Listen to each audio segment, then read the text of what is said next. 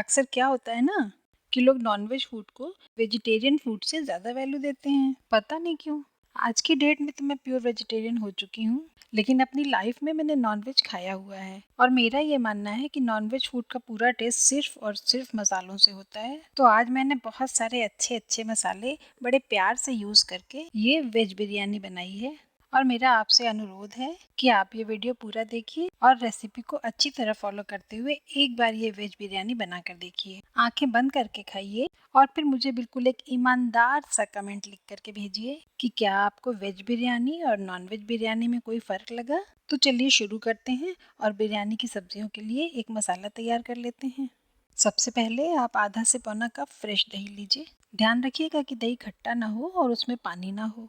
इसमें ginger garlic paste डालिए, हरी मिर्च का पेस्ट डालिए, फिर इसमें ऐड करना है थोड़ा नमक, हल्दी, कश्मीरी लाल मिर्च पाउडर, धनिया पाउडर और ये रहा भुने हुए जीरे का पाउडर, थोड़ा सा बिरयानी मसाला जिसे मैंने खुद बनाया है और ये गरम मसाला पाउडर भी मेरा ही बनाया हुआ है। इन मसालों की रेसिपी मैं अपने चैनल पे शेयर कर चुकी हूँ। अगर आप पूछेंगे तो मैं कमेंट में लिंक भी शेयर कर दूँगी। इन सारे मसालों को दही में मिलाने के बाद से अच्छी तरह से मिक्स कर लीजिए और अभी थोड़ी देर के लिए ढककर एक साइड रख दीजिए। बिरयानी के चावलों के बीच में जब ड्राई फ्रूट्स का टेस्ट आता है तो बड़ा टेस्टी लगता है। तो आज हम बिरयानी में काजू और किशमिश डालेंगे, लेकिन कच्चा नहीं डालेंगे। तो एक कढ़ाई में थोड़ा सा देसी घी गर्म करिए और उसमें काजू और किशमिश डालकर हल्का सा रोस्ट कर लीजिए। जैसे ही काजू हल्के से गुलाबी हों तो बस उनको घी से निकाल कर किसी बोल में अलग से रख लीजिए। और अब ये जो कढ़ाई में थोड़ा सा घी बच गया है, इसी में मस्टर्ड ऑयल मिला लीजिए और जब ये थोड़ा सा गर्म हो जाए तो इसमें बारीक कटे हुए प्याज के स्लाइसेस डालिए। इन प्याज की बारीक स्लाइसेस को हमें बिल्कुल गोल्डन ब्राउन हो जाने तक भून लेना है। इसलिए फ्लेम को थोड़ा मीडियम रखिएगा और लगातार चलाते रहिएगा, वरना कुछ प्याज जल जाएगी, कुछ कच्ची रह जाएगी, बराबर से फ्राई नहीं हो पाएगी। इस तरह से प्याज को जो हम गोल्डन ब्राउन फ्राई करते हैं उसे बारिस्ता कहते हैं। वैसे आमतौर पर जब बारिस्ता बनाते हैं तो बहुत ज़्यादा तेल डालते हैं, उससे प्याज बहुत जल्दी और यूनिफॉर्मली गोल्डन ब्राउन हो जाता है। लेकिन मैंने तेल यहाँ जानबूझकर कम ही लिया था, क्योंकि बचे हुए जले तेल से मेरी आत्मा ज़रा घबराती है। मैं कोशिश करती हूँ कि कढ़ाई में उतना ही तेल लूँ जो यूज़ हो जाए। तो ये बारिस्ता निकाल कर हम एक अलग प्लेट में रख लेंगे और जो तेल बचेगा इसमें सब्जियाँ फ्राई कर लेंगे। सब्जियाँ थोड़ा ज़्यादा हैं इसलिए थोड़ा सा तेल और डालना पड़ेगा।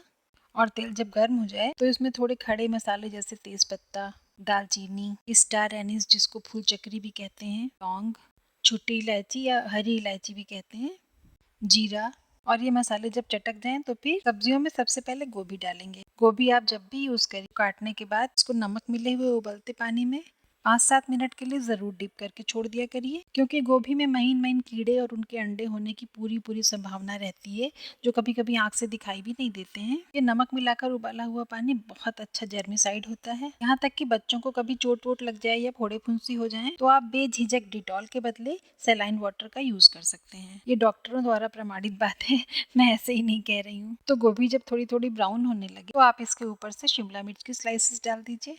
एक दो बार चलाकर गाजर और चुकंदर ऐड करिए। फ्लेम को हाई ही रखिएगा, अभी स्लो नहीं करना है, क्योंकि हम जो लगातार सब्जियां ऐड कर रहे हैं उनमें से पानी निकलता जा रहा है। अब आप इसमें कटी हुई फ्रेंच बीन्स डालिए, आलू के टुकड़े और मटर डालिए और इसे हाई फ्लेम पे ही अच्छी तरह से चला चला कर मिला दीजिए। और जब ऐसा लगे कि सब्जियों का पानी काफ़ी हद तक सूख चुका है और सारी सब्जियां आपस में मिक्सअप हो गई हैं, अब फ्लेम को थोड़ा मीडियम कर दीजिए और वो जो दही वाला मसाला बनाकर हमने रखा था ना, वो सारा का सारा इसमें ऐड कर दीजिए। हाई फ्लेम पर इसको मिक्स करिए और जब अच्छी तरह मिक्स हो जाए तो बस थोड़ा सा आधा कप के करीब पानी डालकर एक बार हल्के हाथों से चला दीजिए। बहुत ज़्यादा मत चलाइएगा, वरना सब्जियां और कुछ तो नहीं लेकिन गोभी टूट सकती है। अब फ्लेम को मीडियम करके कढ़ाई को ढक्कन से ढक दीजिए और सब्जियों के गल जाने तक इसको पकने दीजिए। इधर हमने आधा किलो बासमती चावल पहले से धोकर और उसका सारा पानी निथार कर रख दिया था। बिरयानी या पुलाव बनाना हो तो चावल का आधे घंटे भीगना ज़रूरी होता है। कप से देखा जाए तो ये करीब 2.5 कप चावल थे, तो हम इनमें 2.5 से 3 कप ही पानी डालेंगे, क्योंकि चावलों को हमें पूरा गला कर नहीं पकाना है। लगभग 3/4 कुक हो जाए और चावल में एक हल्का सा कच्चापन रहे, इतना ही पकाना है। इसमें थोड़े से बेसिक खड़े मसाले जैसे छोटी इलायची, लौंग, जीरा, नमक, आप तेज पत्ता, बड़ी इलायची और दालचीनी ये सब भी डाल सकते हैं, मैंने नहीं डाला। इसमें 1 चम्मच के करीब नींबू का रस भी डाल दीजिए। इससे चावल आपस में चिपकेंगे नहीं, फ्रैक्शनलाइज हो जाएंगे। और बस कुकर में ढक्कन लगाइए और पहली विसिल आते ही फौरन फ्लेम ऑफ करके विसिल निकाल दीजिए, ताकि कुकर स्टीम से पूरी तरह खाली हो जाए और चावल ज्यादा गलने ना पाए। ये एक बहुत ही इम्पोर्टेंट स्टेप है। इसमें अगर आप थोड़ा सा भी चूक गए और चावल अगर ज्यादा गल गए तो बिरयानी बिरयानी ना होकर के सब्जी भात बन के रह जाएगी। हो सके तो चावलों की गर्मी निकालने के लिए इसको किसी बड़ी सी चौड़ी थाली में फैला दीजिए। अभी आप हाथ से दबा कर देखिए, चावल पूरी तरह गले नहीं है, बल्कि हाथ में एक कड़ सा फील हो रहा है। परफेक्ट। चलिए अब हम सब्जी की तरफ ध्यान देते हैं। बाकी सब्जियां तो खैर जल्दी ही गल जाती हैं। आप सिर्फ गोभी और आलू को थोड़ा सा हाथ से दबाकर देख लीजिए। किचन में काम करते करते मेरे हाथ तो हीट सहने के लिए यूज टू हो चुके हैं, तो मैंने गरम कढ़ाई में हाथ डाल दिया है। आप अगर अभी बिगिनर हैं या कुकिंग की इतनी आदत नहीं है तो 1 पीस गोभी और आलू प्लेट में निकाल लीजिए। अपनी उंगलियों को ठंडे पानी से डुबाकर तब दबाकर देखिए, ठीक है ना? तो आलू और गोभी भी यहाँ गल चुके हैं। तो अब आप इन्हीं सब्जियों के ऊपर ये सारे के सारे पके हुए चावल डाल दीजिए।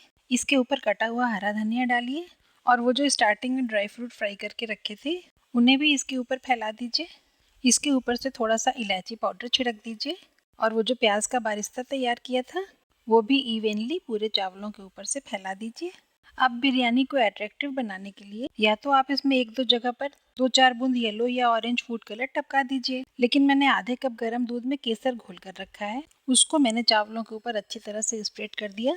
और अब फाइनली सिर्फ 1 से 1.5 चम्मच देशी घी बीच बीच में कहीं कहीं ऐसे ही थोड़ा थोड़ा टपका दीजिए। देशी घी बहुत ज्यादा मत डालिएगा, क्योंकि बिरयानी या पुलाव के चावल बिल्कुल घी में तर होते हैं तो भी अच्छे नहीं लगते। अब आप फ्लेम को बिल्कुल लो कर दीजिए, जिसे इंग्लिश में सिम कहते हैं और आम बोलचाल में दम लगाना कहते हैं। और करीब 10-12 मिनट दम लगाने के बाद ढक्कन खोलिए और आहा हा हा हा क्या खुशबू है।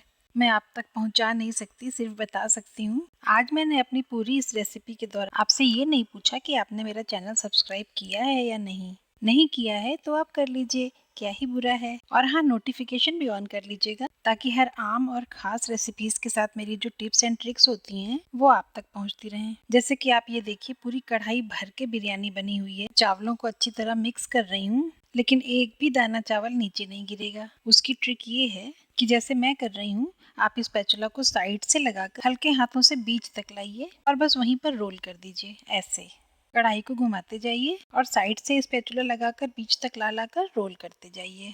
एक भी चावल ना टूटेगा और ना नीचे गिरेगा। ये छोटी सी ट्रिक अगर आपको अच्छी लगी हो तो वीडियो को लाइक भी कर दीजिएगा। इस तैयार बिरयानी के ऊपर थोड़ी सी कटी हुई हरी धनिया और डालिए और इसकी खुशबू इतनी फैल चुकी है कि अब आप इसको फटाफट सर्व कर दीजिए। तो इसके साथ आप अपना मनचाहा सैलेड लीजिए, खूब जी भर के और प्लेट भर के बिरयानी लीजिए। एक बार फिर से हरे धनिया से गार्निश कीजिए। और हाँ, रायते के बिना तो बिरयानी बिल्कुल अधूरी है, तो बिरयानी के साथ खूब सारा रायता भी लीजिए। और टेस्ट करने के बाद मुझे कमेंट करके ज़रूर बताइएगा कि आज की ये रेसिपी आपको कैसी लगी। अच्छी लगी हो तो फ्रेंड्स एंड फैमिली के साथ शेयर भी कर दीजिएगा। तो चलिए आप बिरयानी का मज़ा उठाइए। मैं कोई अच्छी सी रेसिपी लेकर फिर आपसे मिलने आती हूँ। मिलते हैं नेक्स्ट वीडियो में। Bye bye and take care.